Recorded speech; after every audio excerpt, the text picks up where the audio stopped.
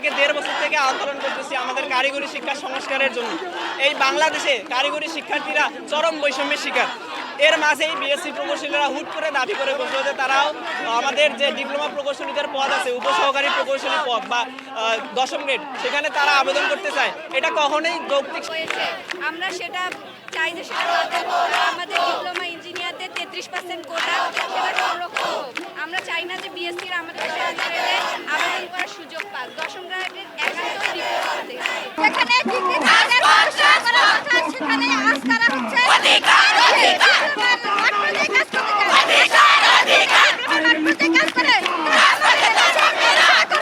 আমাদের দেশটা কোথায় যাচ্ছে বলে তাই জন্য আজকে আমরা এই পথে অবস্থান নিয়েছি। আজকে যদি ডিপ্লোমাদের 10ম গ্রেড বন্ধ হয়ে যায় তাহলে এই 40 লাখ স্টুডেন্ট কোথায় যাবে?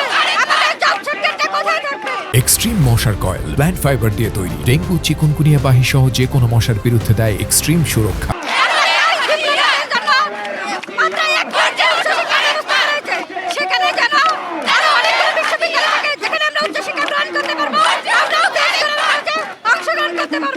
দশম গ্রেড না পাই সেটা তো আমাদের জন্য না। ওরা রাতারাতি কেন আমাদের ইয়া দিবে যে আমরা 10ম গ্রেড পাবো না? তাহলে 4 বছর যাবত ডিপ্লোমা পড়ার কারণ কি? এটা তো ঠিক না। 4 বছর যাবত পড়ে আমরা কি বেকার থাকবো?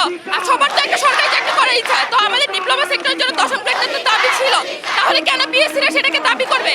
ফর দিস অ্যান্ড আমাদের সব ইয়ার ক্ষেত্রে 30% দরকার যে আমরা ওই পাবলিক বিশ্ববিদ্যালয়গুলো যাতে ভর্তি হতে পারি, আমরা যেন উচ্চতর শিক্ষা লাভ করতে পারি। অনুষ্ঠান কর্মসূচির কারণ হচ্ছে যে আপনারা হয়তো অনেকদিন থেকে জানেন যে বিএসসি ইঞ্জিনিয়ার এবং ডিপ্লোমা ইঞ্জিনিয়ারের চাকরির সেক্টর আছে।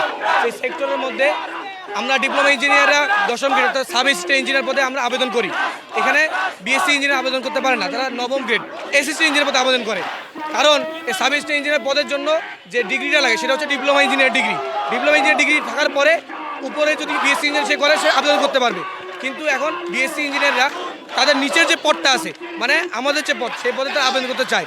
এর পরিপ্রেক্ষিতে তারা আমাদের যে চাকরির সেক্টরগুলো আছে সেখানে রিড করে এবং তারা হাইকোর্টেও আপিল করে। এর কারণে আমাদের যে অন্তর্বর্তীকালীন সরকার আছে তারা একটা কমিটি গঠন করে। সেই কমিটির মধ্যে দেখা যাচ্ছে যে 10 জন কমিটির মধ্যে 9 জনে থাকে বিএসসি ইঞ্জিনিয়ার, 1 জন শুধু ডিপ্লোমা ইঞ্জিনিয়ার। তো তারা একটা সিদ্ধান্ত দেয়। সিদ্ধান্ত বলতে তারা একটা সুপারিশ করে যে বিএসসি ইঞ্জিনিয়াররা সাব অ্যাসিস্ট্যান্ট ইঞ্জিনিয়ার পদ, সাব অ্যাসিস্ট্যান্ট ইঞ্জিনিয়ার পদের মধ্যে তারা 33% কোটায় তারা কি করতে পারে, আবেদন করতে পারবে। এটা যদি হয় তাহলে আমাদের ডিপ্লোমা ইঞ্জিনিয়ার যারা আছে আমাদের কোনো চাকরি সেক্টর থাকবে না। আমাদের ডিপ্লোমা পড়া এটা পিঠা যাবে। এই বাংলাদেশে যত ডিপ্লোমা ইঞ্জিনিয়ার আছে, যত সেক্টর আছে, আমার সব পিঠা যাবে। আমাদেরকে সরকার লাখ লাখ কোটি কোটি টাকা খরচ করে আমাদেরকে যে পড়াচ্ছে, আমরা দেশের কোনো উন্নয়ন করতে পারবো না।